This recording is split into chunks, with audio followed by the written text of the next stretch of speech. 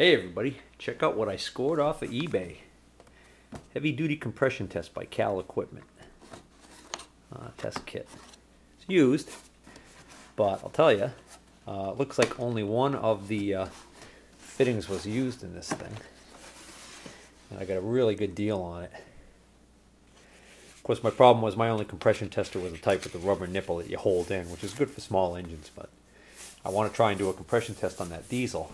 Now, most of these kits don't say they're for diesel engines.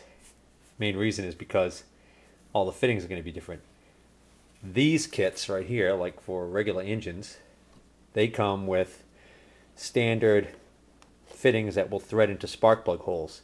Of course, you don't have spark plugs on a diesel. So I can't use this on a diesel engine, or can I? Don't forget, the only way I'm going to do a compression test on that diesel is if I either have an adapter to go in where I pull out an injector, which I don't want to do right now, or an adapter to go in where I pull out the energy cell plug. So, stinking telemarketer. Anyways, so what I plan on doing is I'm going to take one of the energy cell plugs out, and I actually have what is supposedly the thread, pitch, and dimension of the threads on that. I'm going to take all that information with me down to a Parker Industrial dealer here in town that has a ton of various fittings. I'm going to see if we can't figure out a way to adapt something that will screw into that port and allow me to use this this compression tester. Okay, so I just got back. This thread is supposedly 1" -14 NF3. Haven't been able to confirm exactly what it is, but the guy says he's pretty sure it's an automotive thread. And so the closest he could get for me was this, which this is a British thread, standard. Forgot what the heck the number was. And then we were trying to figure out what kind of fittings we could use to adapt it, and that started to get real expensive real fast. So I settled on buying this plug, which was $7 and change just for this plug.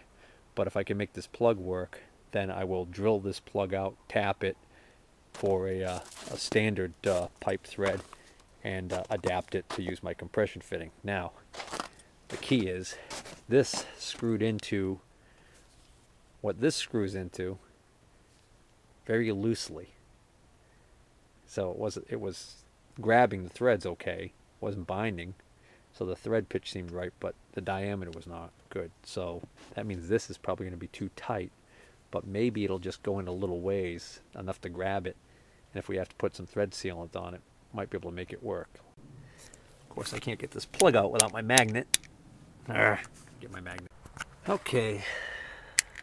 Oh, much easier with a magnet.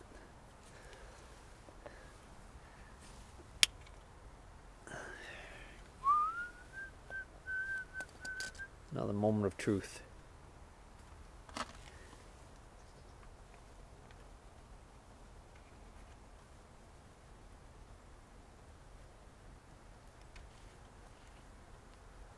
Well, I'll tell you, it only goes on like one thread.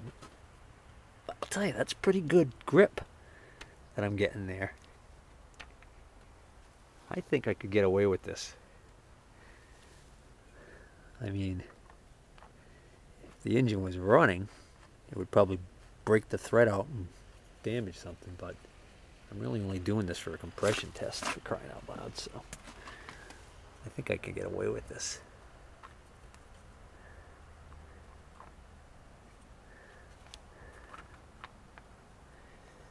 I mean, I'd rather it fit screwed in further, but beggars can't be choosers. I could try one more thing. I could try the auto parts store and see whether or not they got any fittings. If this is in fact an automotive thread, maybe there's some fitting they have that would go in there, but I kind of doubt it.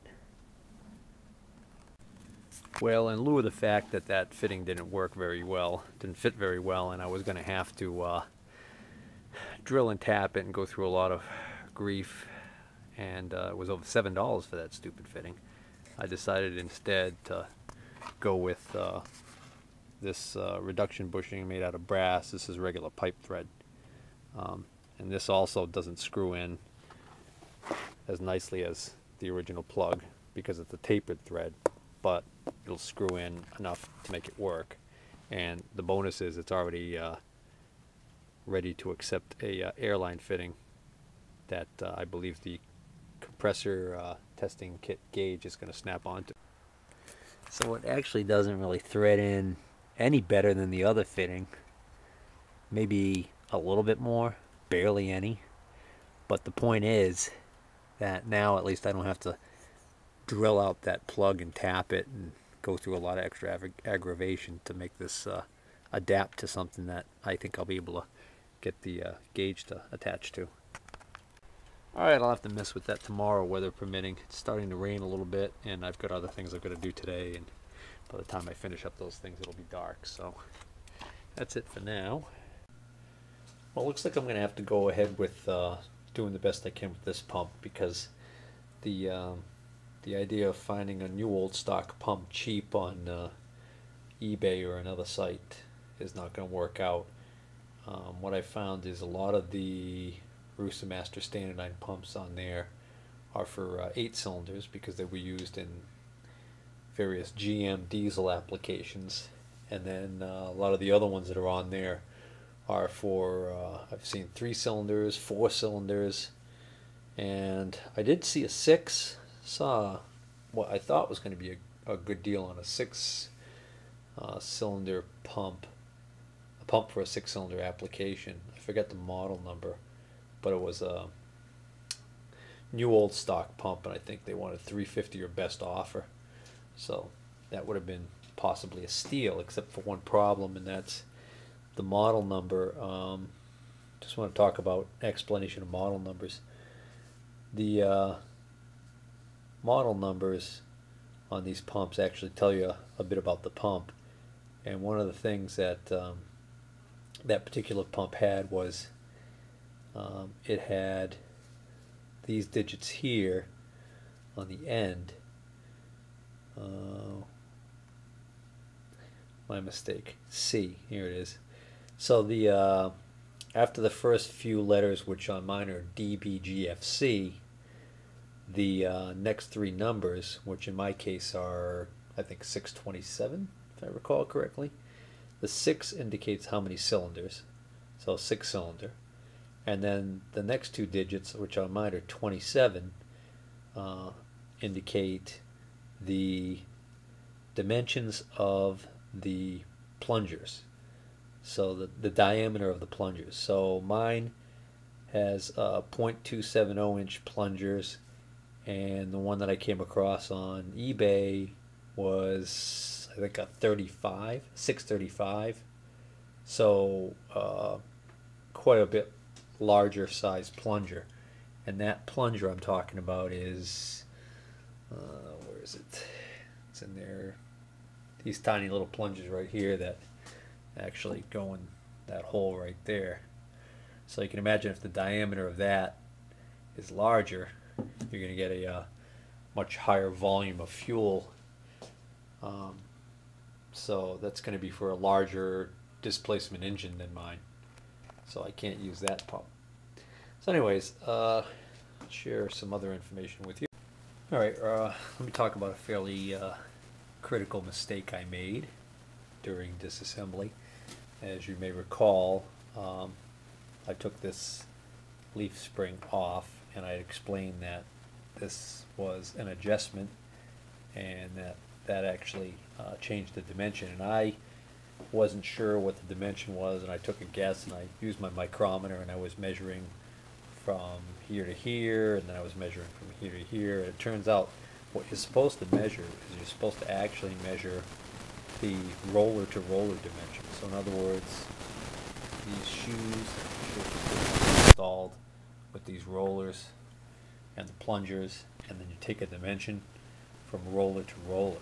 But there's a trick to it. It's actually a way you're supposed to pressurize this with air. Bear with me one moment. So apparently there's a special service tool that you can actually take this rotor out, and with a service tool, you mount a device, put a fitting on it, put the air line up,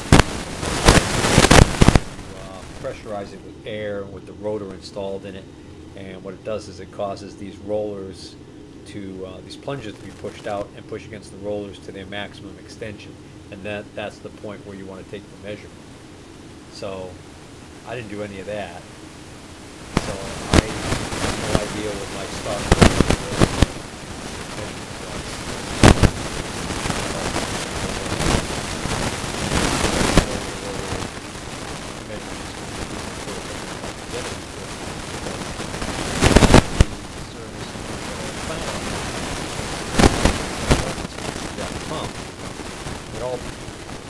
It all says to check pump specification depending on the pump model, but then it doesn't explain what that is. So I've got to find that information somewhere, but I'll cross that bridge when I get to it.